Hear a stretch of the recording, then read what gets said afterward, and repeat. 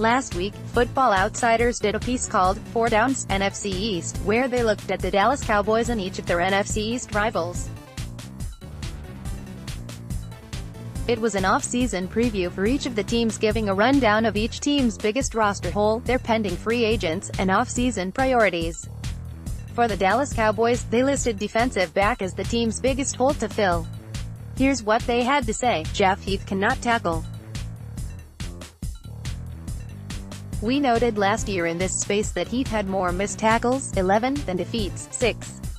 The problem got worse in 2018, as Heath's 22 broken tackles were the second most allowed in the league.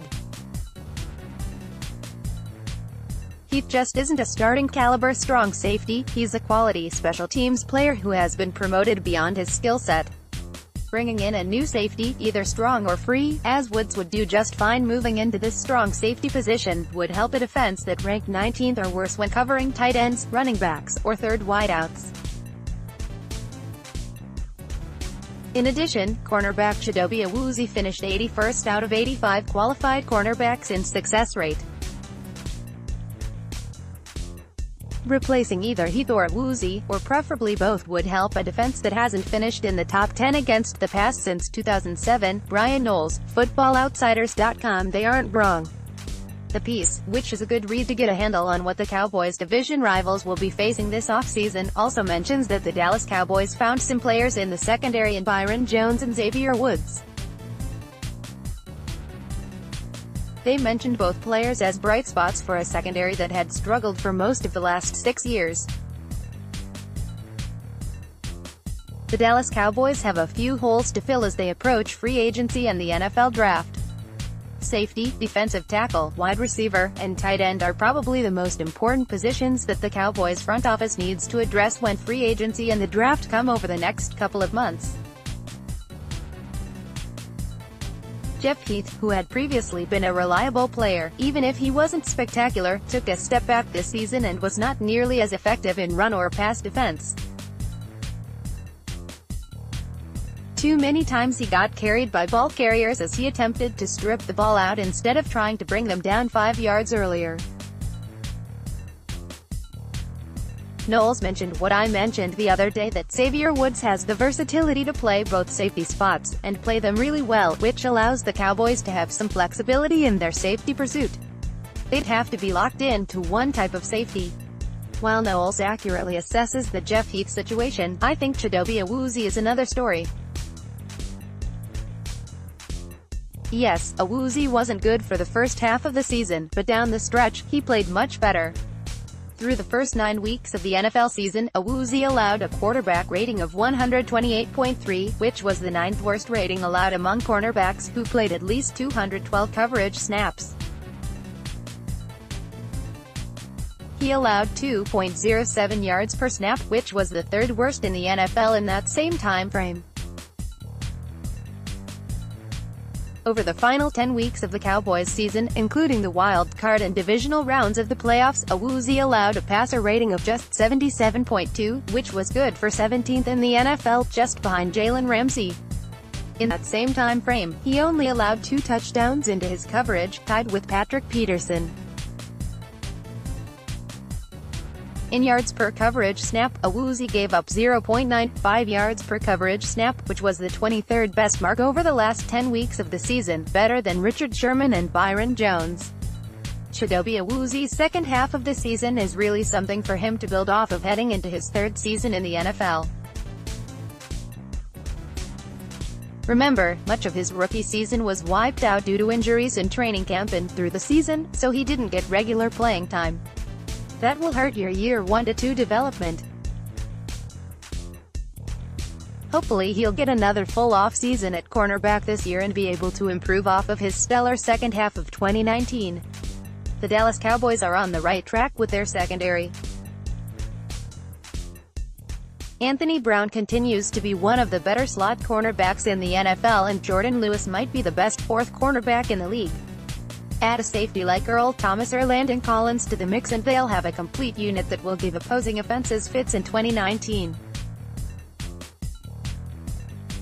Though the Cowboys have holes at other places, safety appears to be the most glaring, as Knowles points out.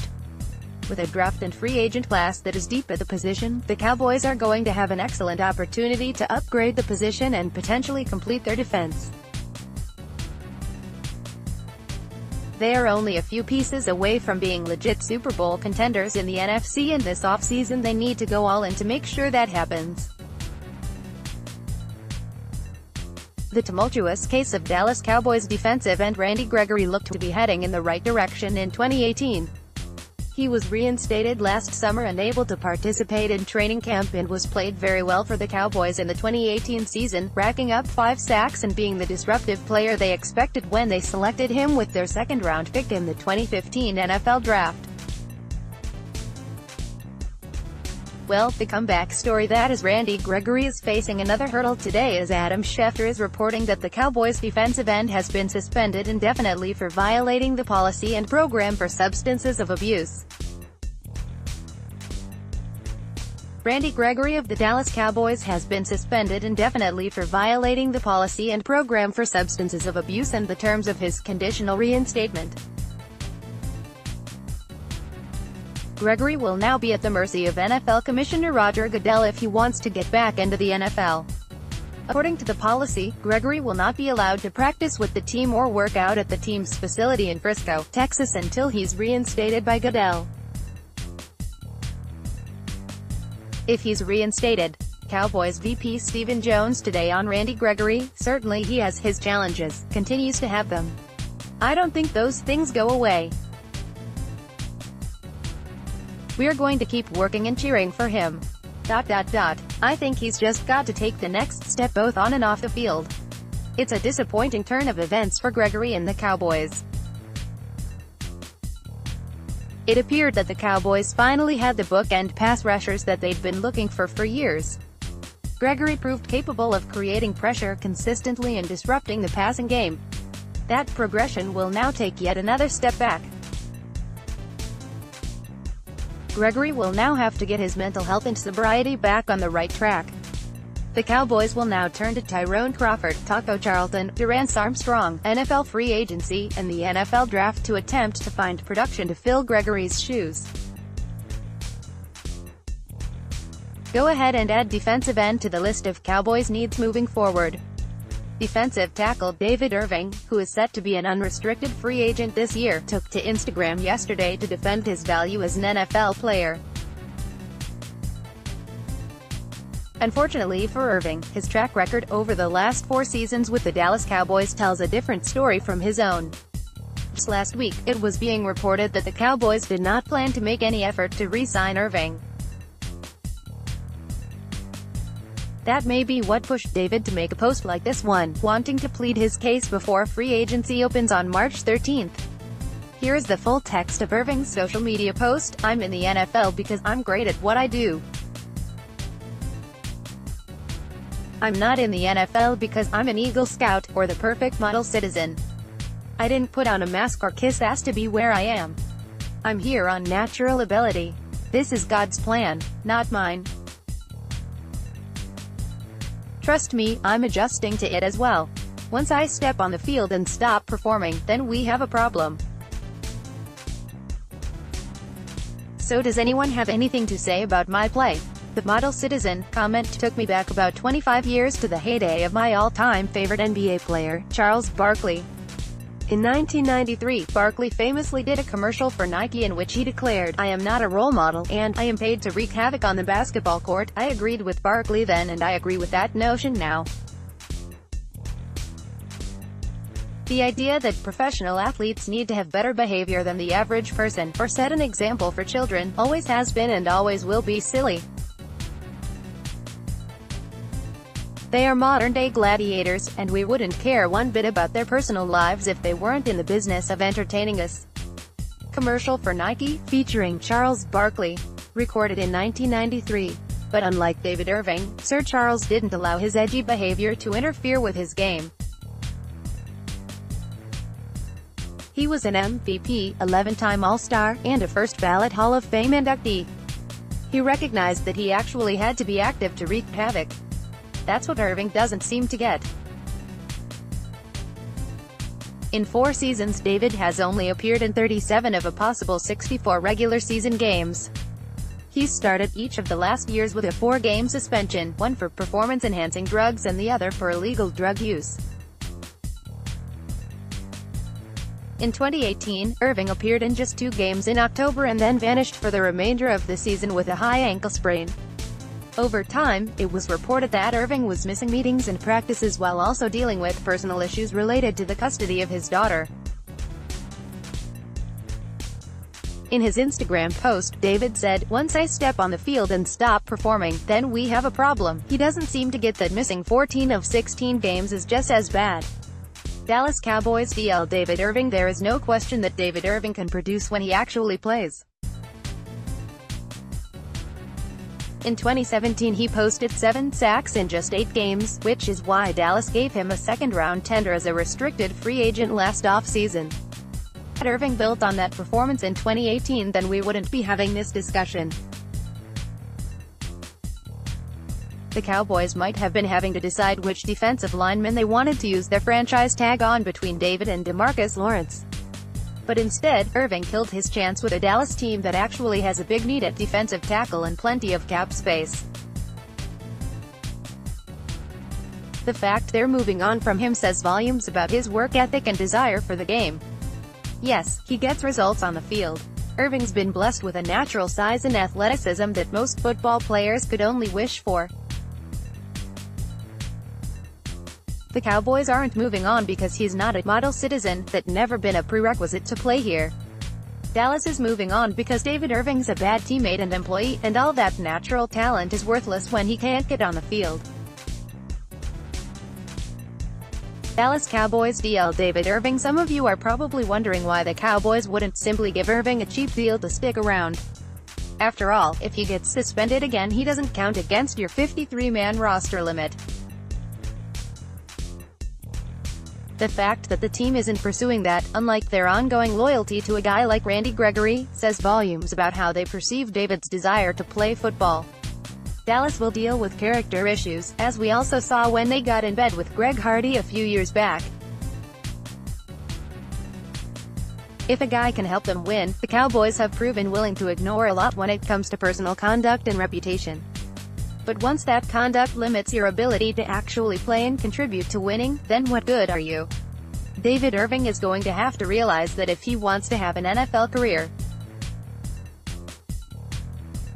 he may get a second chance somewhere, but he's a lot closer to the commissioner's exempt list than Canton at this point. For a guy with so much talent, he hasn't produced half as much as he thinks. The 2-time leading rusher in the NFL, Ezekiel Elliott, has become a lightning rod this offseason. Not for anything he's done or said off the field, but because his name has been mentioned as a possible extension candidate this offseason. As the Dallas Cowboys prepare to hand out big money contracts to DeMarcus Lawrence, Dak Prescott, Amari Cooper, a free agent safety, and perhaps even Byron Jones, Elliott's big payday worthiness has been debated a lot. Maybe not to the extent that Dak Prescott and DeMarcus Lawrence have, but there are a lot of people on various sides of the argument of whether Elliott should get an extension. There aren't many running backs that can stake their claim as the best running back in the league, but Ezekiel Elliott is one of them. Todd Gurley, David Johnson, and Le'Veon Bell all could make the claim that they are the best running back in the NFL, and each would have a bit of evidence to that point. Others like Christian McCaffrey, Saquon Barkley, and Melvin Gordon are making noise of their own that could have them considered the best running back in the league. Whichever way you slice it, be it through the stat book, or on film, the 2-time NFL rushing leader has made a tremendous impact on the Dallas Cowboys in his short tenure with America's team. The difficulty with any Elliott contract, however, is that the money for running backs has gotten out of control thanks to the Arizona Cardinals and Los Angeles Rams. Prior to the summer of 2018, when David Johnson and Todd Gurley signed their contracts for $13 and $14 million per year, the top running back contract was handed to Devonta Freeman of the Atlanta Falcons. In 2017, he signed a 5-year $41.25 million contract extension with $22 million guaranteed with an average annual salary of $8.25 million per year. Before Freeman signed his deal, LeSean McCoy was the highest-paid running back in the NFL at just over $8 million per season. If the trend continues with an Ezekiel Elliott contract extension, he could be looking at $15 million a season or more to carry the ball for the Dallas Cowboys. Ezekiel Elliott showed this season that he's not just a runner for the Dallas Cowboys. He set career highs in targets, receptions, receiving yards, and total yards, all while being the focal point for opposing defenses on a team that didn't have much of a passing game for half of the season. Consider that Ezekiel Elliott ran against 8 or more men in the box on about 25% of his carries, and you get the picture of a player that impacts the game as much as anyone on offense could for the Dallas Cowboys, even if his numbers weren't particularly efficient. Sure, running backs don't matter, is all the rage right now as the NFL becomes more of a passing league, but opposing defensive coordinators beg to differ. Every week when teams lined up to stop the Dallas Cowboys, the emphasis was on slowing down the Cowboys' running game, not dropping extra people into coverage to stop the passing attack. The mandate for innovation and change on the offensive side of the ball, the hope is that Kellen Moore, Doug Nussmeier, and John Kitna can adapt the offense to put the Cowboys in better position to take advantage of their personnel and attack opposing defenses' weaknesses.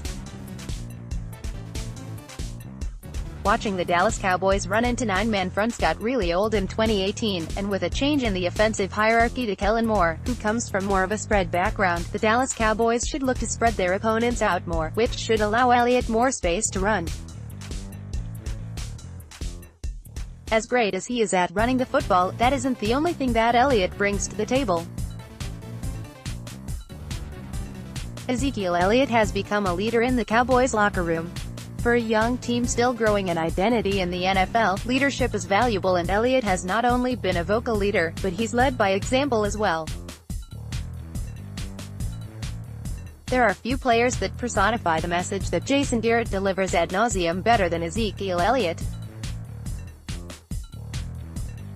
He isn't a player that's concerned with trying to make the big play every time he touches the ball. Instead, he's looking to take what the defense gives him and oftentimes taking yards from the defense after it looks like he's got nowhere to go.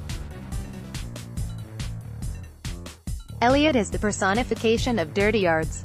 His running style sets the tone for the offense and the rest of the team. He does all the little things that you want every player on your team doing, and he does them better than anyone else in the NFL. That type of playing style gets noticed by teammates.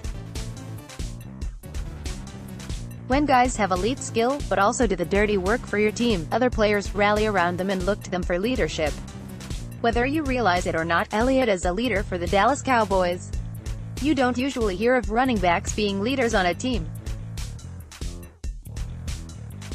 Generally, that's reserved for your quarterback, wide receiver, or like it was for many years with the Dallas Cowboys, the tight end, but that is what Elliott is to this Dallas Cowboys team. Sometimes, that has value. Look at a guy like Tyrone Crawford. We've debated for years whether or not he's worth the contract he's receiving from the Cowboys. One could argue that based on his production, he doesn't. While Crawford is typically good for a handful of sacks and some big plays in big moments, it's not just the production on the field that makes him valuable to the Dallas Cowboys. It's his leadership. He's a player that the defense looks to and rallies around both on the field and in the locker room.